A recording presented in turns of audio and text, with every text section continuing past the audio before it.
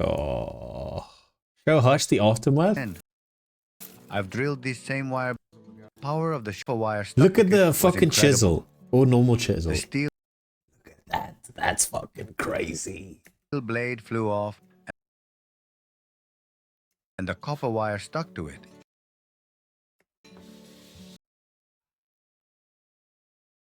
I'm really glad I didn't get a shock. The chisel is no longer usable. Is that Jar Jar Binks? Oh no. Electricity. We had in there failed. We transferred it up here, and it only lasted a couple weeks, and now it's failed as well. It's just a flesh wound.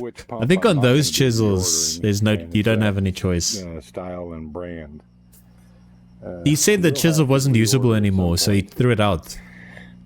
Is that a pool? I think it's a farming.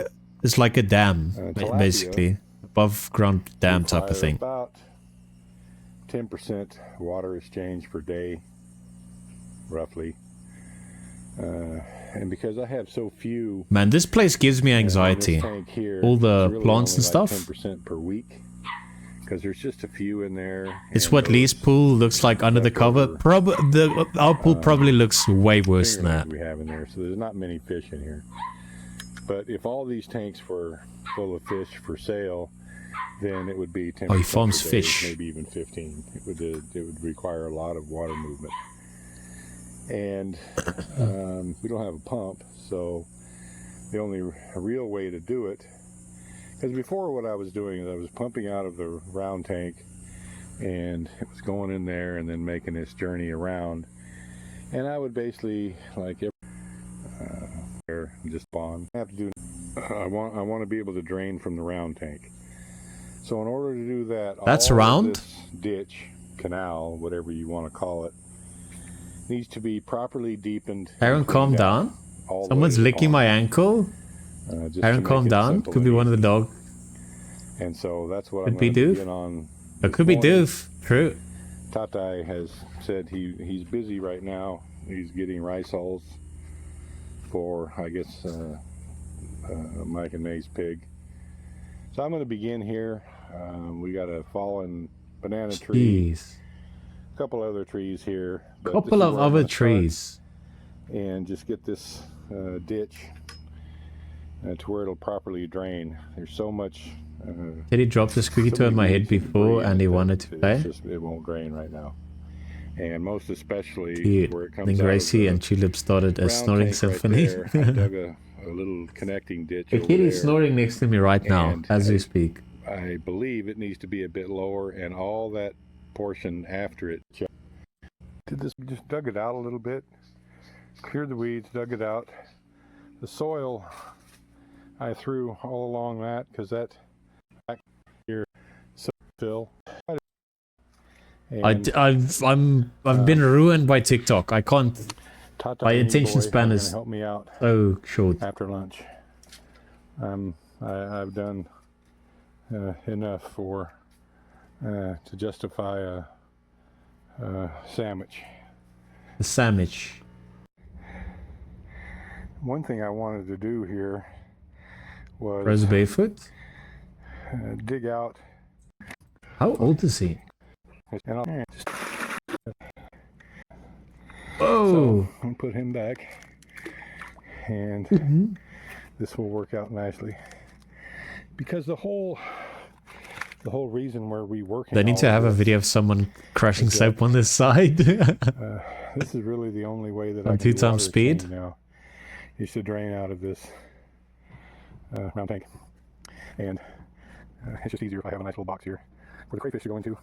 So that's gonna work out just fine. All right, I'm gonna get back on this. If you watch a video on 2 times speed and it's like it feels okay, then you know that video is too slow. This really doesn't have to be much deeper than it is, going until it intersects with that other canal that runs right through there. But after they intersect, then we need to add a little bit of slope. Jeez, it's so much shit that grows Might here. even have to haul off It's crazy, man. And if we do, then we'll just take it down by the pond. And It's just plants. It's literally a jungle. Seems to be working okay so far. Well, we've got a little bit more digging to do right there, looks like. About 6 feet beyond top, I would have to be taken down a bit, and I would ski wrecked.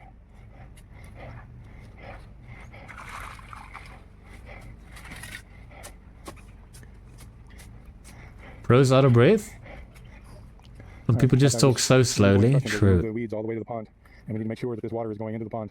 Yeah. E-boy's been our bolo guy.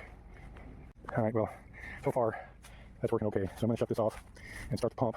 It takes about 45 minutes for the water to get to work its way through all those tanks and start going in here. I'm going to shut this off and retrieve that. I am pretty sure that large male ended up in this again, and he got out. So I know there was one large. That I saw him come out that day, and he's not.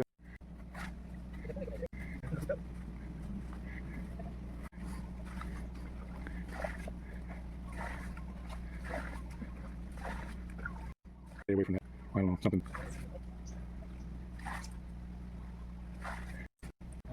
Found him. See the red on his claw there?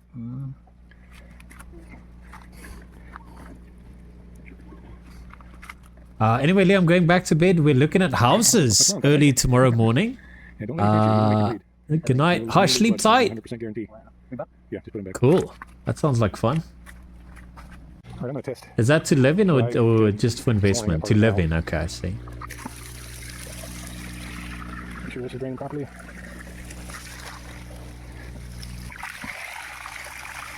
Test.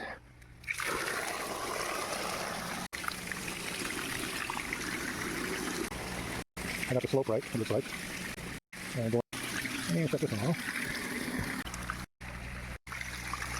Round thing.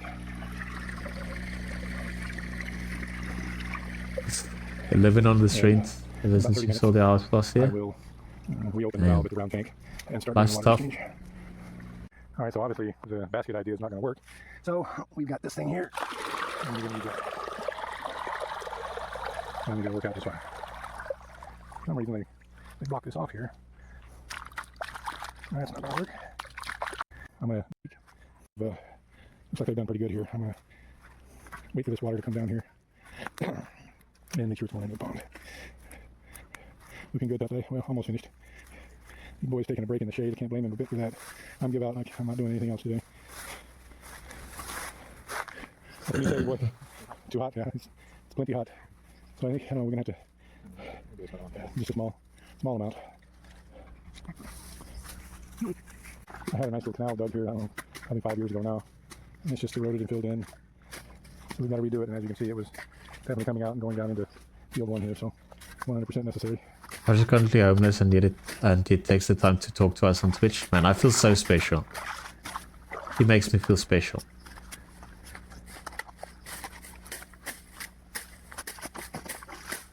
Yeah, it's not easy to slay in a cardboard box, but Hush gets it done.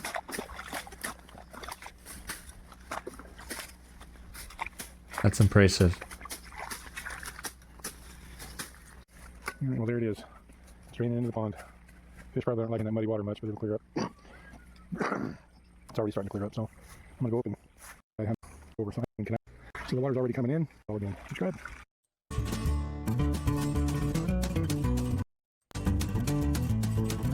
So this is basically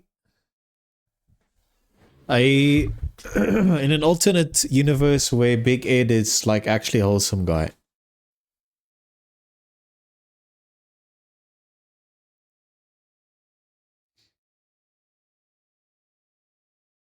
Oh no. Oh, some fluids? I need to go get a refill. That's what I need. Also, it's almost time for drugs. Ugh.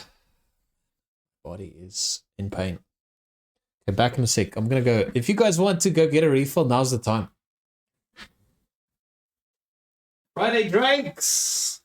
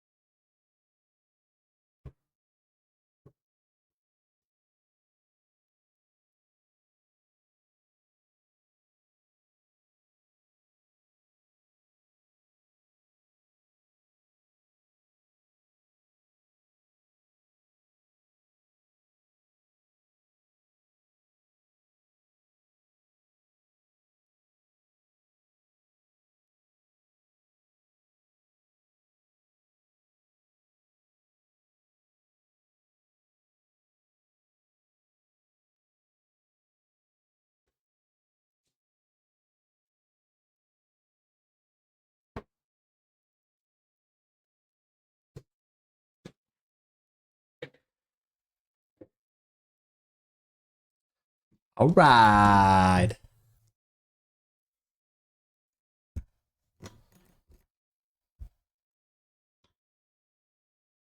A new style of workbench. Have I seen that one? Looks familiar. Dude, cheers. This might be my new favorite beer, or one of my new favorite beers.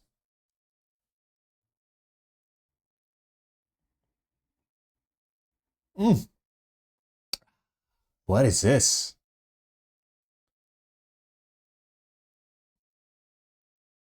You want to work with porn? I have a video for you. Ooh.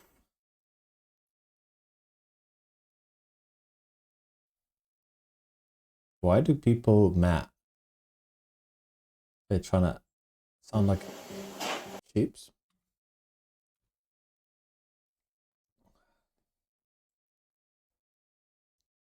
Padula Studios? This one? A new style of workbench? This same one. 46 minutes.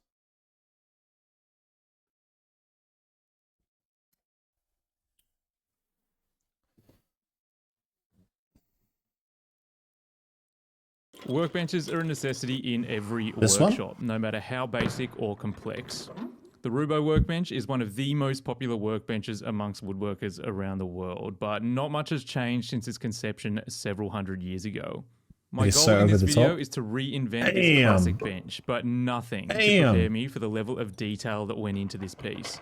In fact, this is the most complicated thing I've ever made. More difficult than this, and this. What you're about to see is 2.5 months of meticulous work, which has resulted in possibly the most over-the-top workbench you've ever seen.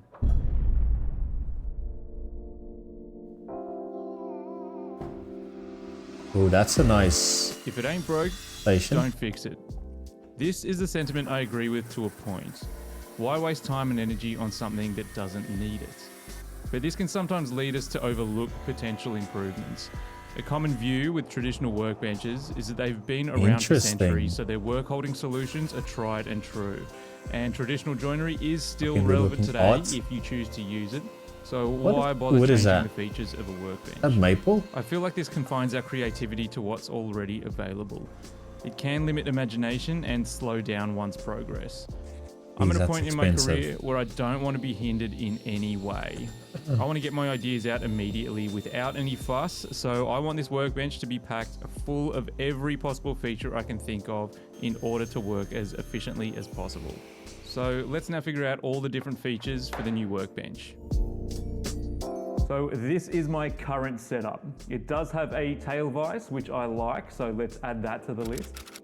It also has a leg style vise, which I like apart from the hardware, but let's add a leg vise to the list as well. Another thing that I dislike about this setup is the dogs. Now I have a single dog that goes into one of these holes depending on the length of the piece of wood, but these holes fill up with sawdust. So another thing I want to add to the list is pop-up dogs. Other clamping solutions I'm after is to be able to clamp flat panels without any interference to the face.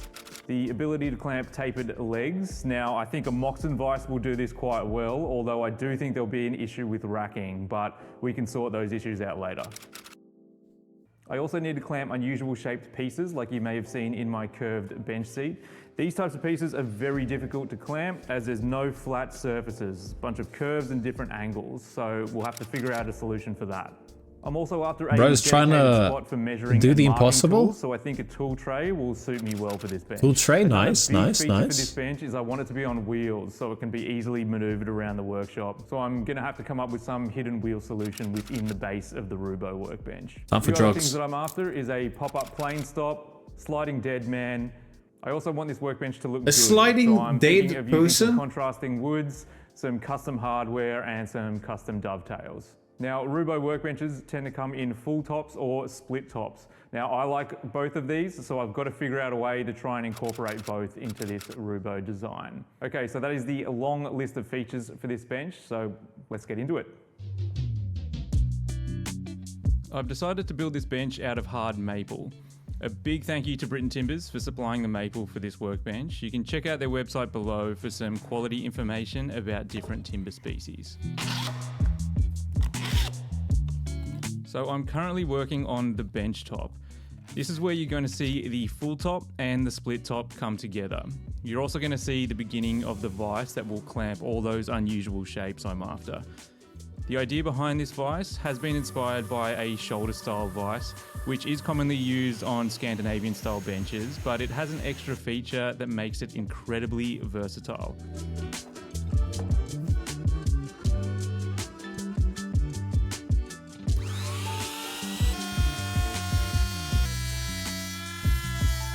This groove has a dovetail profile that will allow me to slide in different shaped plates that can be custom made to fit whatever piece I'm working on.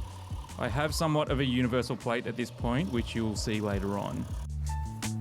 And the spade bit does a really good job this style on of vise the has a drill press, lot of actually. force that pushes away from the workpiece, and even though all these laminations are strong once glued together, the clamping force of this vise will separate the boards from one another over time.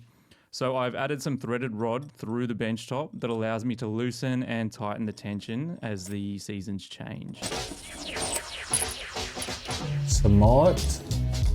It was surprising just how time consuming this part of the build was. You say hi and bye to Hush. Preparation You go for to each sleep, one of she these did. individual boards took a lot of time as I wanted to ensure they were not only He dead did flat, indeed. but also I wanted to release as much of the tension in each board as possible. This step is incredibly important if you want to end up with a dead flat top once everything is done.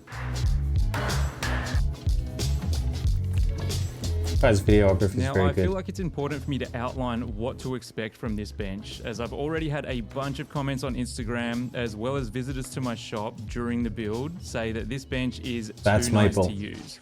You see, people have different theories on what a workbench should be used for and what it should look like. Many believe that a bench should be simple and shouldn't be elaborate or fancy. After all, it's a place to work, and I agree. But I believe a great workspace breeds great work. If you're proud of your shop, you'll create pieces that you're proud of. So let me just say right now, this workbench is going to be the Rolls-Royce of workbenches. Understandably, it may not be all that relatable. It's expensive and over the top with clamping solutions that may be redundant to some. But this they should bench be is rested and intended to happy be an without me. exploration of ideas and a way to solve some of the issues I face when it comes to producing furniture. The reason for putting so much time and effort into this bench is because this is a representation of my work and the skills that I've developed over the years. And what better place to show off my skill set than on the very bench that will be used to create each piece from now on.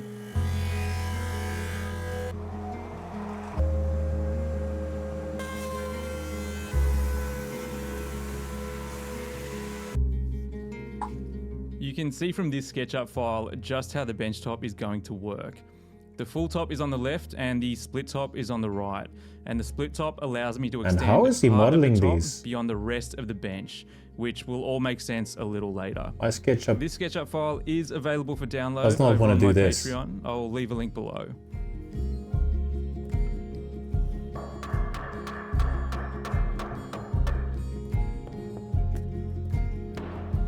So that's the tool tray. Huh. Oh my god, this bench is gonna be heavy as shit. Now that we have the full top and split top done, it's time to move on to a detail that I've been wanting to try out for a very long time, which is one of the more indulgent features of this bench.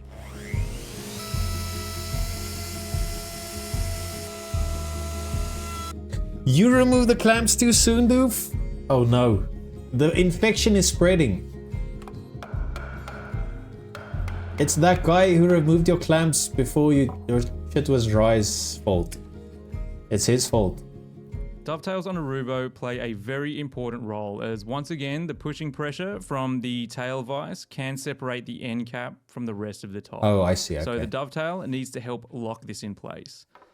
The design of these dovetails are purely aesthetic, but I've always wanted to create these rounded dovetails. I'm not sure if there's a name for them, but I'm going to refer to them as shark's tails from now on. Smart. Another theory I have on shop furniture and workbenches is that this is a time for you to experiment and try different techniques. By no means are dovetails new to me, but creating them with templates certainly is. Plus, understanding the limitations of these shark's tails was interesting, as the radius of the curves are important in relation to the tools you own, as you're going to need a narrow enough chisel to get right into the sharp corner. Look at these, look at those chonkers. Them with templates. Oh, he had an accident.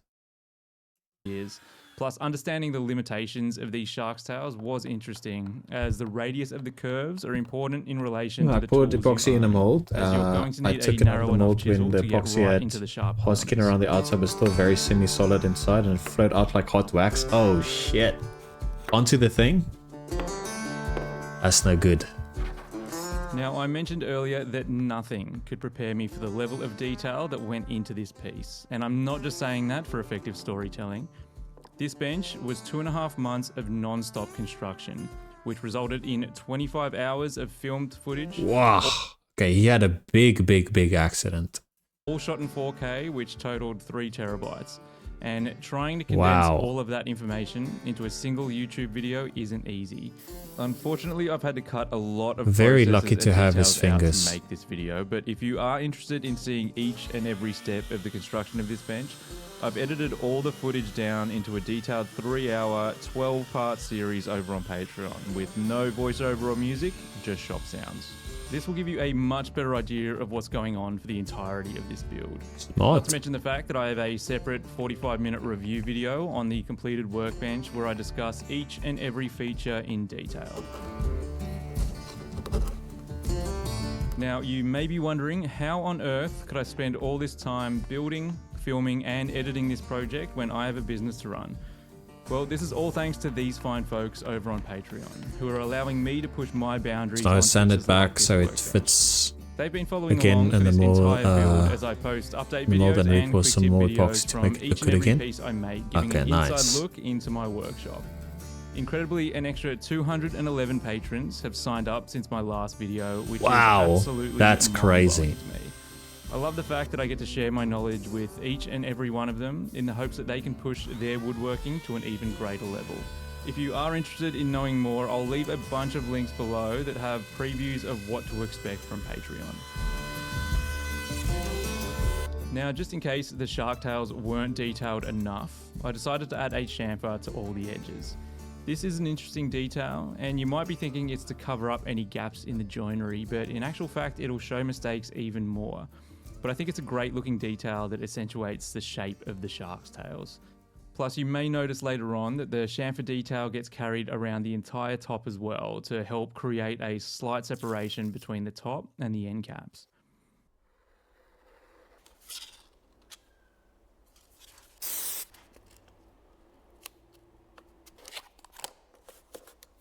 What's he doing?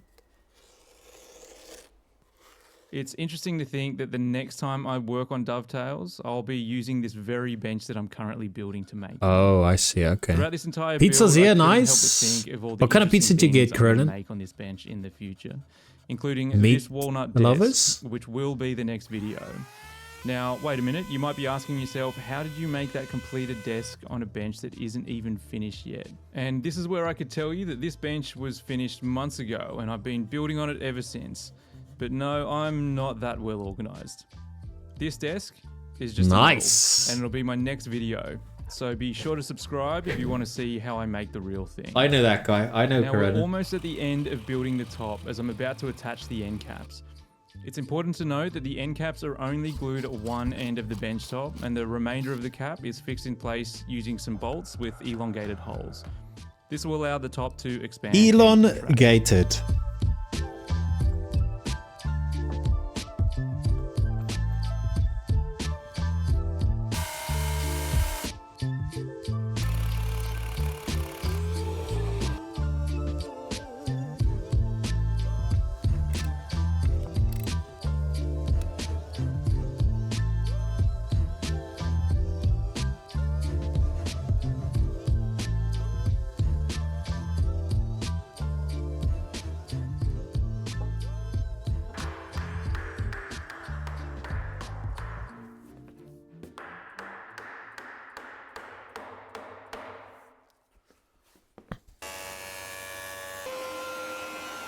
Next, we're going to move on to the most complicated vise on this entire bench, the Moxon vise, which does have some design issues that will need to be solved before moving on.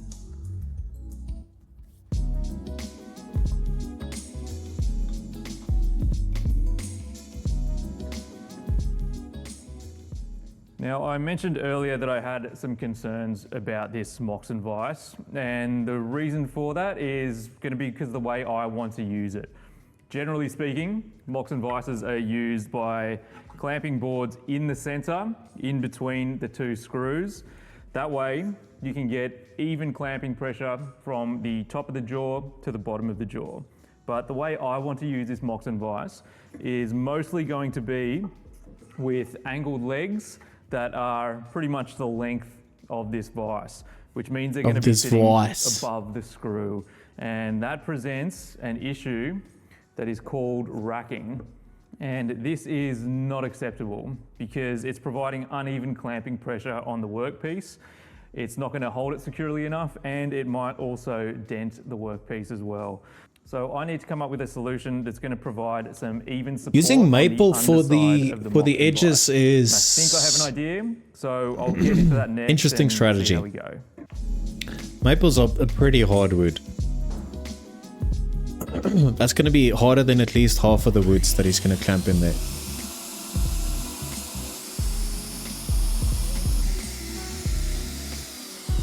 This vise has to be the most detailed and complicated vise of the entire bench, but it also has a bunch of different uses.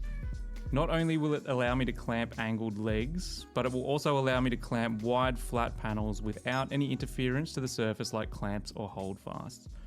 Now, as I said, there is an issue with racking due to the lack of support to the bottom of the jaw.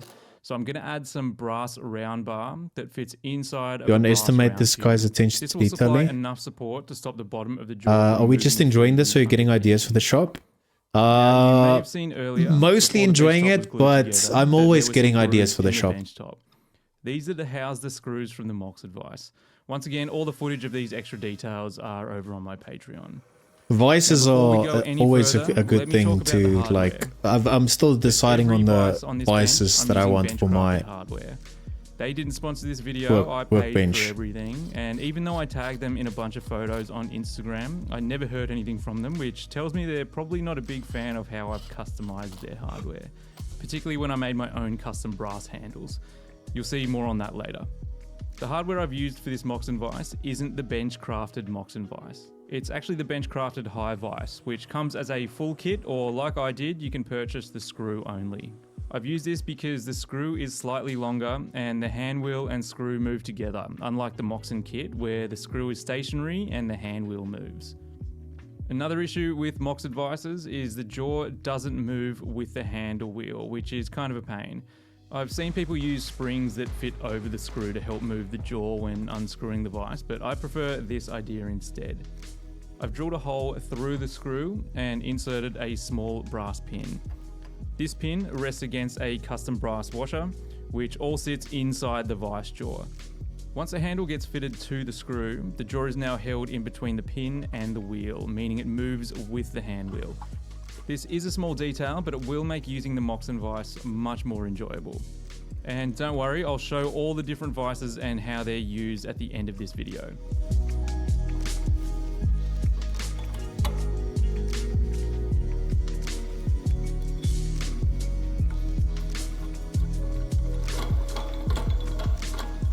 With the Moxon vise done, it's now time to give this giant top a base, which, due to the split top and full top design, will take some careful design considerations to ensure this entire bench doesn't fall apart. Not to mention some veneer details that will help to lighten the overall look of this beast.